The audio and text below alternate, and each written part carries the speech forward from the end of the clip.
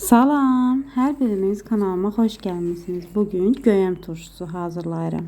Göyəm turşusu təkcə ləzzətli olmaqla qalmır, həm də sağlamlığa bir sıra faydaları var. Həzm sistemini dəstəkləyir, turşu və fermentləşdirilmiş göyəm mədə-bağırsaq fəaliyyətini yaxşılaşdırır. Vitamin və minerallarla zəngindir.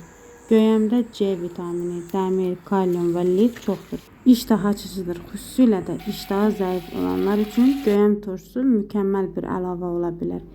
Detoks təsiri turşunun maye tərkibi və göyəm tərkibindəki təmizləyici maddələr orqanizmdə toksinlərin atılmasına yardımcı olur.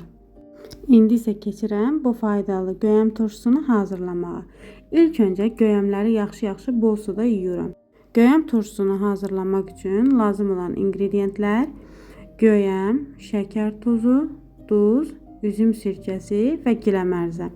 Mən meyvə turşularında sarımsaq sevmədiyim üçün giləmərzə otundan istifadə edəcəm. Ancaq siz bu giləmərzə otunu əvəz edərək sarımsaq və dəfnə yarpağından, bir də ki qara dənəvər istiotdan istifadə edə bilərsiniz. Əziz izləyicilər, xüsusilə də diqqət etmək lazımdır ki, göyəmlər bərk olmalıdır. Yumşaq göyəmlər tez xarab ola bilər və keçirəm hazırlamağa. Əvvəlcədən yuyub sterilizə etdiyim bankaya ilk öncə giləmərzə otunu, daha sonra göyəmləri sıx şəkildə yığıram.